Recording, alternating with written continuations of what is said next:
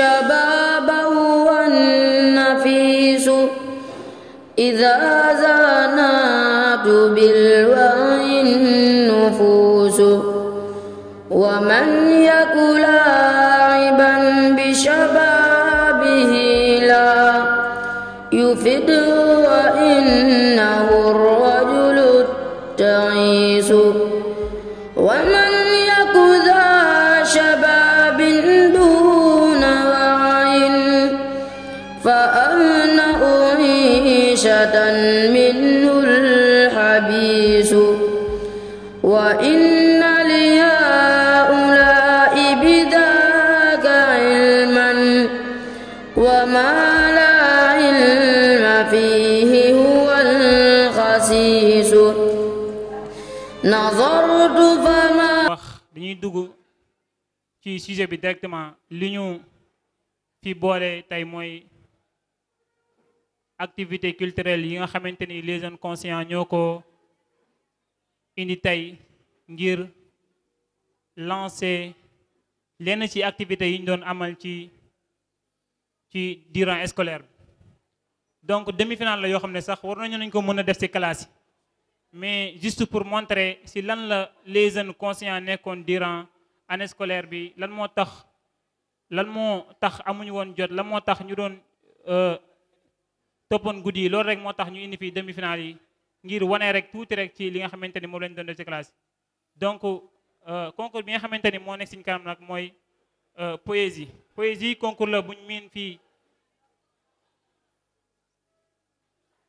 poésie concours la buñ miin fii ci école bi ci institut bi concours la aussi bu salle bi miin ndax chaque année rek dafa am ñi nga xamante ñoo yor activités yi am nañ habitude di ko organiser ren laj na bi fi nekk à l'occurrence les jeunes conscients ñu indiwaat ko ci seen façon ñoom tamit comme neen ko xamee poésie concours la boo xam ne si dañuy choisir ay thèmes jox ko élèves yi ñu bind ci si loolu lañ choisiroon benn thème ren thème biñ choisir ren mooy amour li tax ñu choisir thème bi mooy thème la boo xam ne si thème bëri woon na thème yu bari yu ñu tegoon suñ kanam mais bañ ko proposé ñi nga xamante ni mooy professeurs yi dañu gis ne amour thème bu adéquat la te bu abordable la aussi te thème la boo xam ne ti poète yi am nañ tendance di ci wax ñu ne kon pourquoi pas ñu jox occasion élèves yi ñoom it ñu wax ci loolu ku nekk nag ak manière bi mu koy définir ak manière bi mu koy aborder donc sans plus tarder dañuy wax ñi nga xamante ne ñoo for a jaar léegi incha allah proposer seen poème bokk na ci aussi Mouhamadul Moustapha Cissé ak Mamour Cissé bokk na ci aussi Fatou Bintou Fall donc ñett ñi nga xamante ne ñoo génn ci poésie bi. Sens à la vie, hein, si nous sommes là sans amour peut-être nous ne serons pas dans cette salle et voilà donc Mohamed Moustapha Cissé.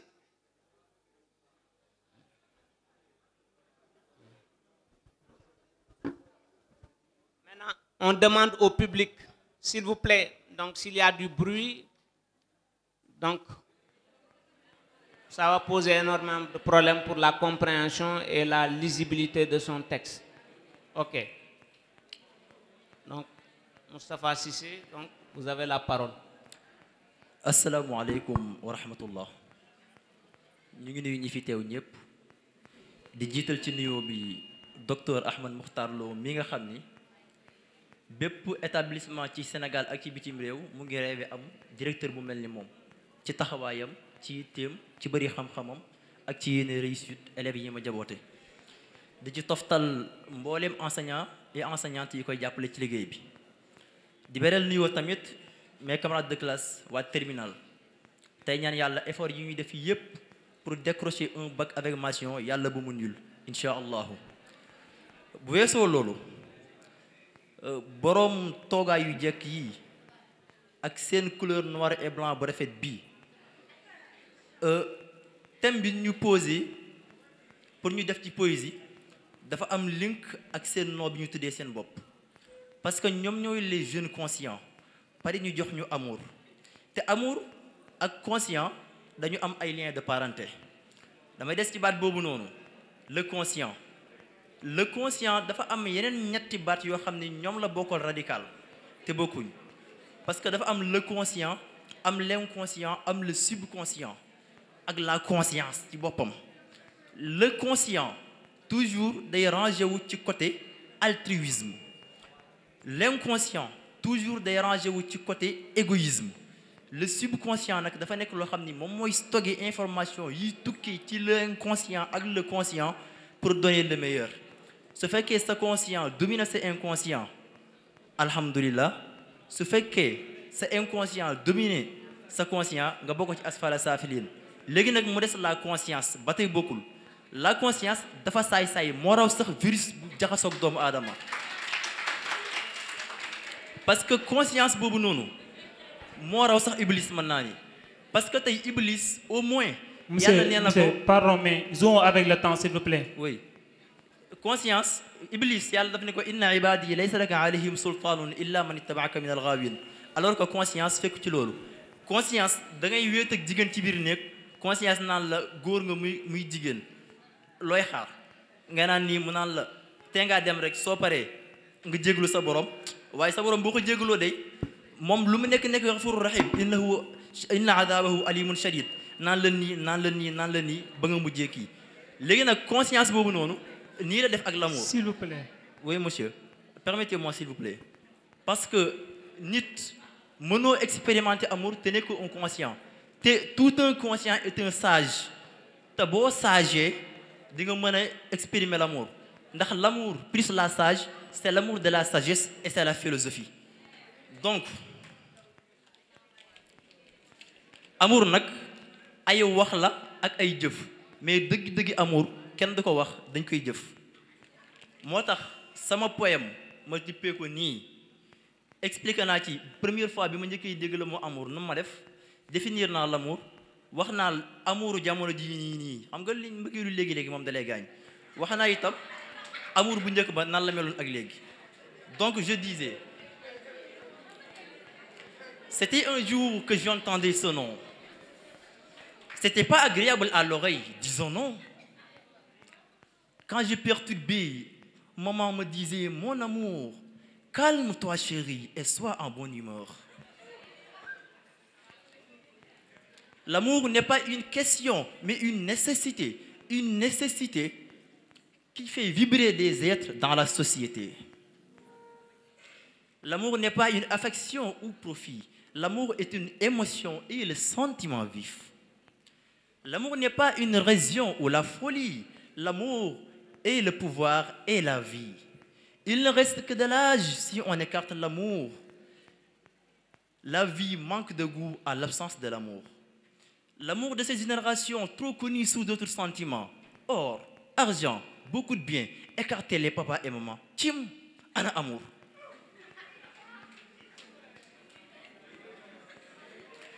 Le cœur avait besoin d'une histoire, d'un grand amour pour bien y croire. Tel dans les romans d'amour d'antan, se sentant même prêt à aimer 100 ans.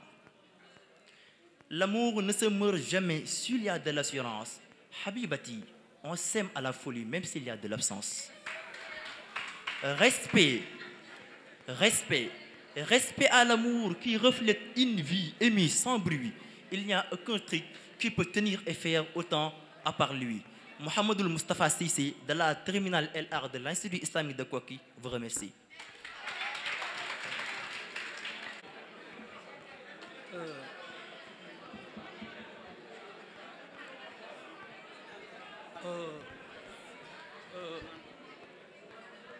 Votre attention s'il vous plaît.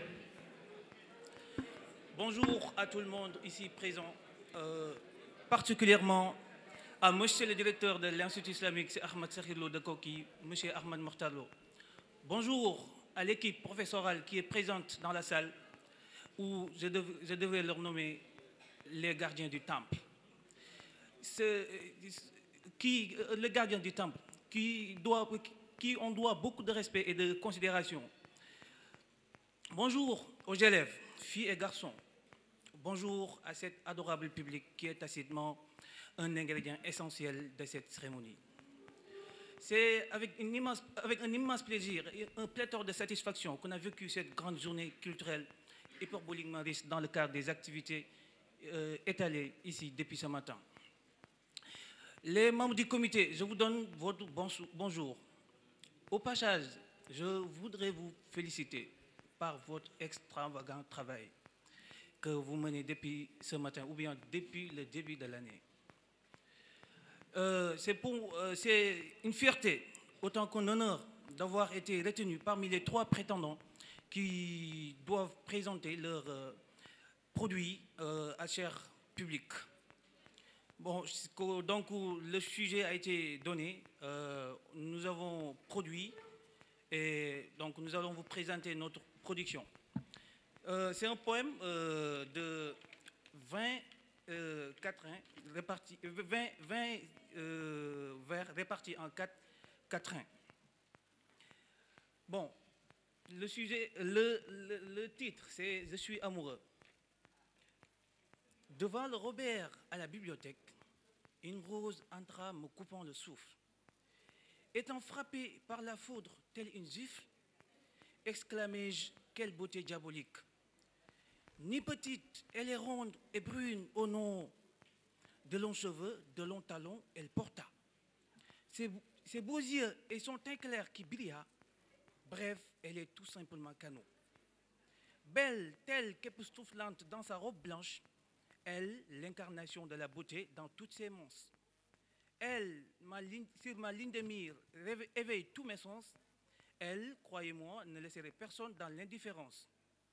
Moi qui me vantais auparavant vacciné, me voilà, oui, hyperboliquement contaminé. Moderna ne peut me guérir, non plus Pfizer, elle seule, Doliprane de mon cœur. Les jours, je pense à elle, ma prunelle, mon âme sœur, et tous les soirs, je rêve d'elle. Ma vie sans elle est dure et amère, je le jure sur la tête de ma mère. Merci. Bonjour, cher public. Je me nomme Fatma Soulaïfal, élève en classe de PL3 au lycée de Koki. Je suis là pour vous présenter mon thème portant sur l'amour. Sans plus tarder, je vais vous déclamer ce poème. Amour. Hein?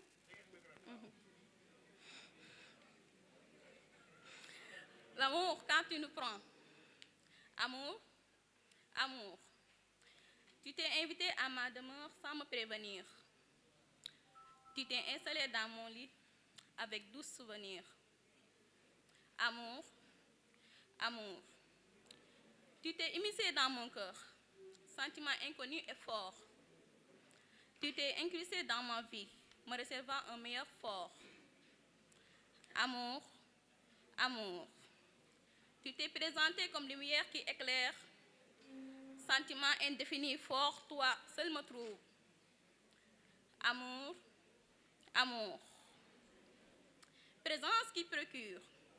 Affection et tension. Se veut roi comme l'aigle. Amour, amour. Volant guérir différents de Loire. Il ne somnole jamais, ne sollicite jamais sommeil. Parfois, capricieux, il me demande son reflet de mon œil. Amour, amour, fidèle compagnon qui ne demande ni invitation pour être accueilli. Amour, quand tu nous prends. Merci. Maintenant, nous allons passer à la délibération. Donc, nous avons écouté religieusement les 3 prétendants au titre. Et au finish, nous avons retenu, donc il y avait des critères qui ont été mis en place.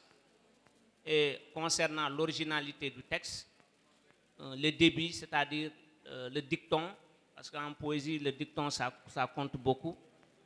Aussi le rythme des vers utilisés, donc la musicalité du texte aussi, il est noté. Donc les rimes utilisées aussi sont notées, c'est-à-dire le rythmique. Et sur ce, nous avons jugé, il y a un texte qui est là, je pense que c'est le texte de... Donc c'est le texte intitulé « Je suis amoureux » de Mamour Cissé, de la terminale, hein, donc qui vient en première position, suivi du texte de Mohamed Moustapha Cissé de la terminale, Elar, et enfin Fat Buntu Ya Rasulullah Fall vient en troisième position.